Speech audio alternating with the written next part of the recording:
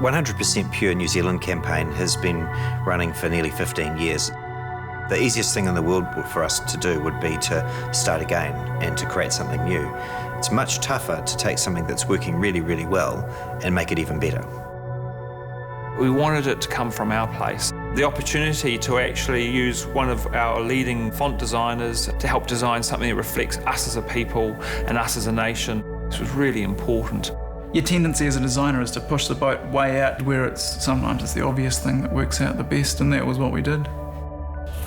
What we've done is we've brought the creative discipline of a young Pākehā type designer, an amazing Māori visual artist, and set up a situation where they can work together to construct a typographic language system that unlocks some of what the client really loves about the 100% Pure mark. We really felt like we needed to pinpoint or identify the essence, or the strategic essence, or the central idea behind the work we were doing. The challenge was really about how do we do this in a way that isn't going to add a whole bunch of layers and layers of complexity, both visually and conceptually. We just started talking, then we'd distill it down, and then it would branch off to another subject. And it just seemed to keep moving in this direction and distilled down to Whānau.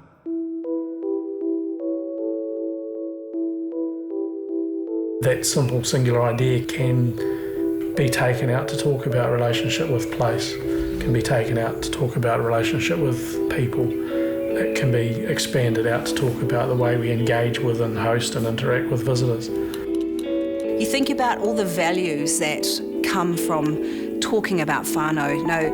You know, the way you treat people, it's a lot about the respect you have for them, the way you look after them. That is why this whole concept of treating our manuhiri or our visitors as whānau or family is so important, because you care for family. You start to build this relationship and you make this connection, and from there you're no longer strangers, you're whānau.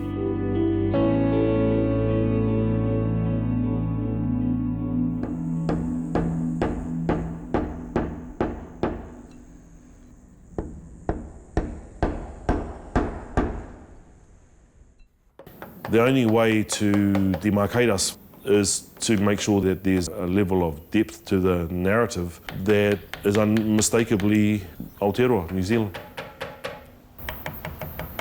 Yeah, it is important that it is from New Zealand and it is from our hand. That's why I was so excited with Rangi carving it. They're my outlines, but it's his hand. This pattern is used amongst a wide range of Māori genres, but in this sense, it's a really simple way of delivering an aesthetic that people can recognise as being anchored here. So what makes the design unique is three simple notches, or pakati. Their story of origin is one of love and care between separated whānau members, reminding us of what it means to embrace visitors to New Zealand as part of our whānau.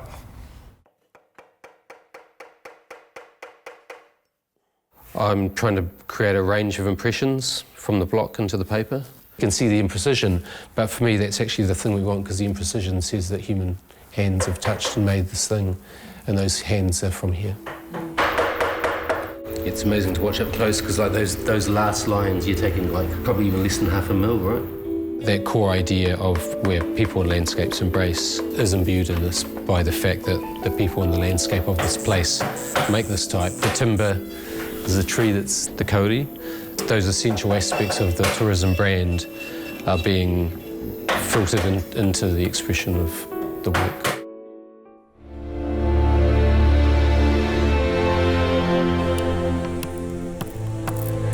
So it is going to be one of those elements that makes Tourism New Zealand's work visually distinctive. So there is nobody else who's going to be presenting on the global stage with the same font.